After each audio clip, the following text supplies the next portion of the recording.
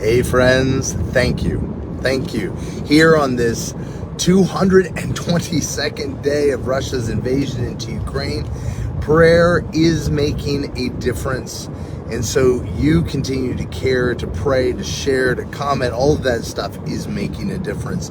Nobody could have called the fundamental shakeup that is happening throughout the former Soviet Union as we speak.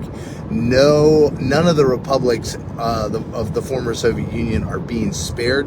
We said this from the beginning. It is too small a thing for simply Ukraine to be delivered. After the price that's been paid so far, we long to see the complete destruction of the vestiges of the Soviet system, which honestly never went away for most of the former Soviet Union. The same people who were in power in the Soviet Union are still in power. The same people who were dominating, controlling, limiting freedom, limiting the gospel, they're still in power. And so the truth has never been faced of the horrors that occurred during during the Soviet Union. So that's how we got here. And so as we've continued to pray, nobody at the beginning of this would have called that Putin would fall, or that he would be even in danger of falling. And yet here today, we are seeing a fundamental, unbelievable, shocking shift happening. About 2 or 3 days ago, Kadyrov, the Chechen warlord, had started posting some very political-minded posts where he's shaking hands with Volodin, the head of the Russian Duma, and declaring this is a friend of the Chechen people, and then doing the same with Prigozhin. Prigozhin is the man who, they call him Putin Chef because he got his start by providing the food, getting the contract to provide the food for the Russian army. But his big thing is doing these private private military contractors like Wagner that are doing such horrific things, like for instance, even as we speak in Burkina Faso and Central African Republic, but in particular in Syria and now in Ukraine. And in fact, they wouldn't have even taken Lysychansk if it hadn't been for the Wagner troops there. But most of the time, the Wagner troops have been responsible for some of the worst atrocities. Kadyrov, with the loss of Liman, Kadyrov and Prigozhin have come unhinged. It's obvious that they have been building an alliance, and they're calling out for blood. They're calling out for basically all these generals' heads on a platter. They're calling out for massive shakeup. Now here's the deal. Is there incompetence? Yes. But there's incompetence at the very top because some of the worst of these decisions have been made by Putin himself. So Putin is in an impossible situation. He either admits that he's made horrible mistakes, or he agrees with Kadyrov and Prigozhin that somebody needs to be called on the carpet, but that then makes him the puppet of Kadyrov and Prigozhin. It limits his power.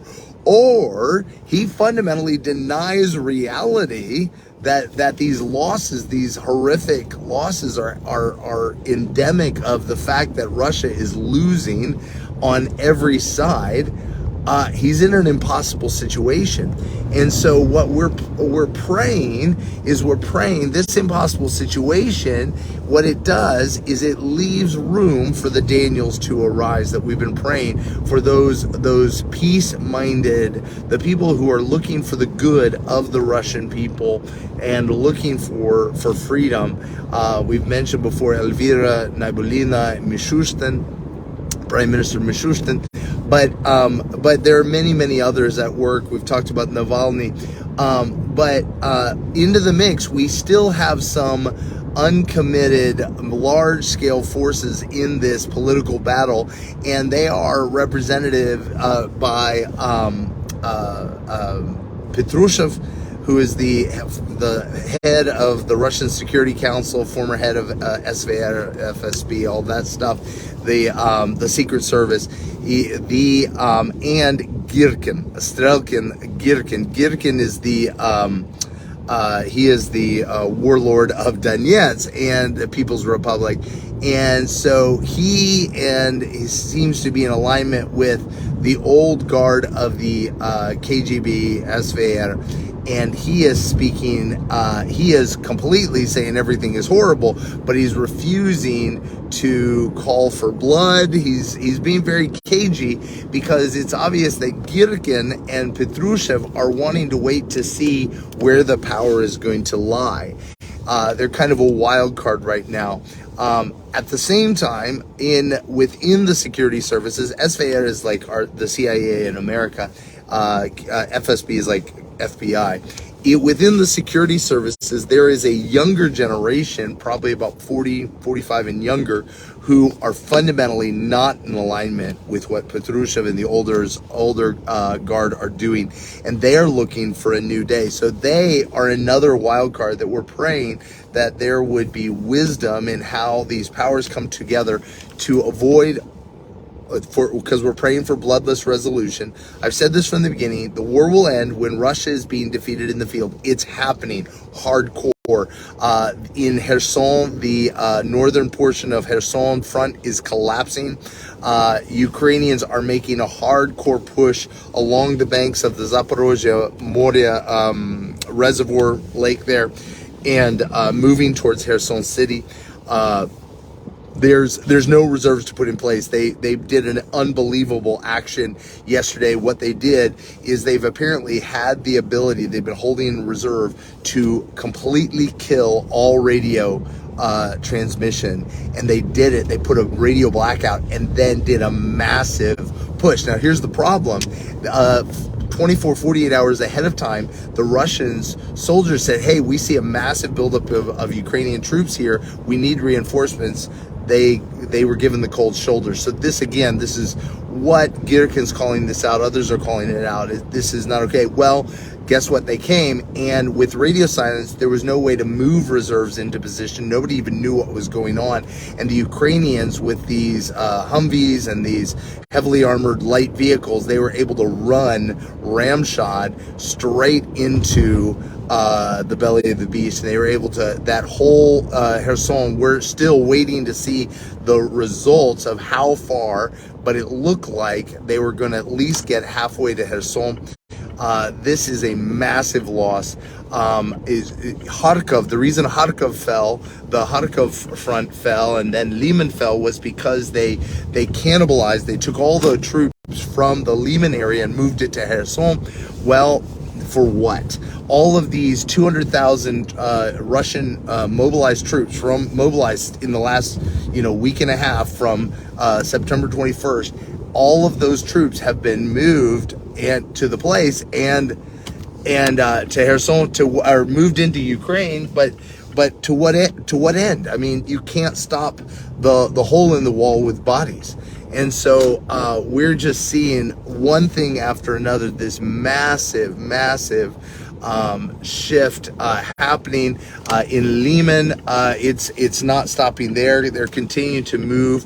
They've taken several days ago as well, Svetogorsk, Belarivka. They're moving toward Lysychansk as we speak. I mean, it is unbelievable the degree to which this military collapse is happening. But again, I've said this before, the war won't end until Russia is defeated in the field. But here's the reality, is even when it's defeated in the field, that's not going to be enough, because what happens is that the Russian people need to become aware. Well, they're becoming aware.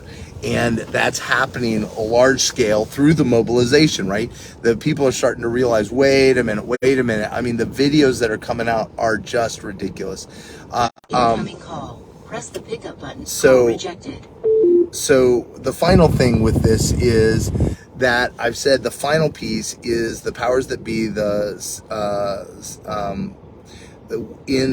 the Kremlin, those would come together and they would stand for righteousness, that the Daniels would arise. So guys, continue to pray for a breakthrough in this hour. It's a huge, massive breakthrough, but also pray for the protection of the Ukrainian people, because in just rage, seemingly, Russia continues to bomb Mykolaiv. They have no chance of taking Dnipro, Zaporozhye, Nikopol.